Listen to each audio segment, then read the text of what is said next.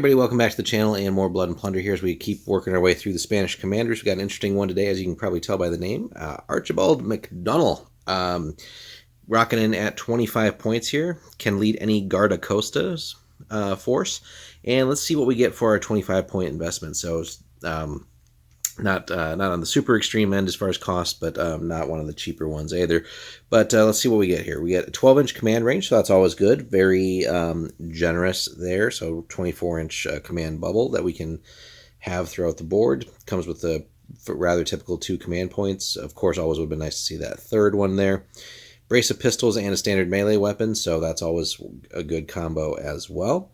And we're actually getting several abilities here for 25 points. So again, we've seen that with a couple of commanders lately, where we're getting beyond the typical 3 abilities here. So let's see what we get for our points investment. Some of these we've seen quite a bit, and there's a few newer ones on here as far as things that we haven't really dealt with yet in our review series here. So Commodore, we've seen that many a times, right?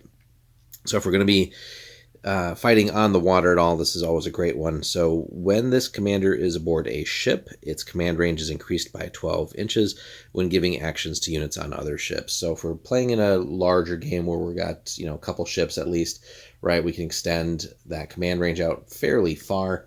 And that way we don't have to be bunched up together and have risks of running into each other, things like that. And just lets the force be hopefully a little bit more effectively deployed and maneuver, right? So that's again going to cover a fair bit of real estate on the table. So good stuff there. Inspiring, we've seen that one many a time as well. So never a bad thing to see on a commander. All friendly units within the command range of this commander may reroll any failed rally test results when his unit is active. So with that just command range, right, especially if we're on the water too, we're going to cover plenty of real estate, so we're going to be a-okay with that. So good combination to have there with that solid command range. Now determination, we haven't seen that one much, if at all, yet.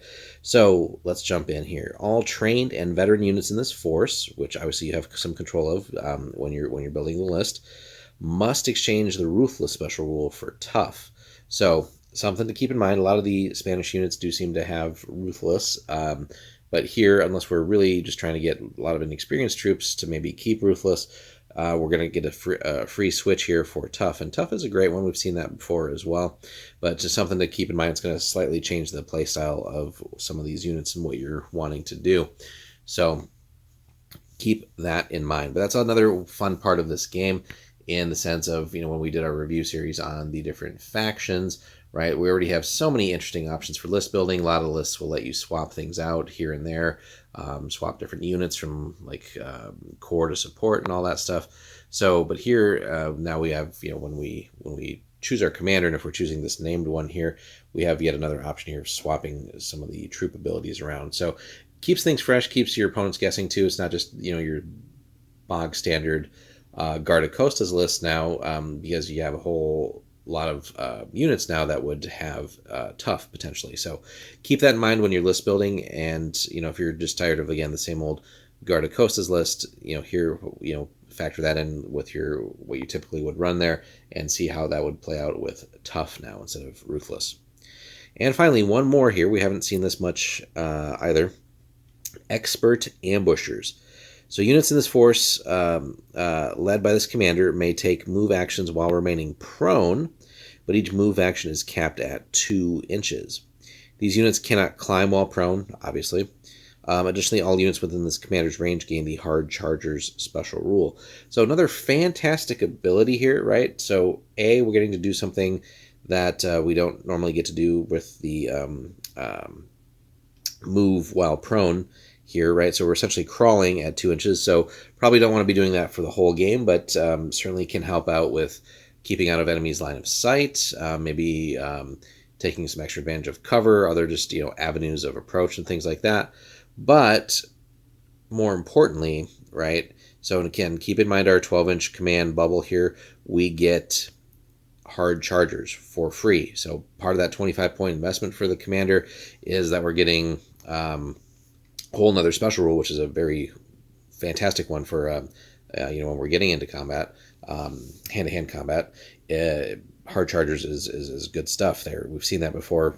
Looked at a lot of the abilities here when we did the faction reviews. So with this commander, then and again we got to build appropriately, right? Whether we're playing on land or on the water, but nonetheless, right? If we want to, this whole list more or less could have all the units have tough first of all, right?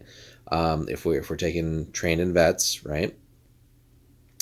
So we have basically tough across the board, good stuff there.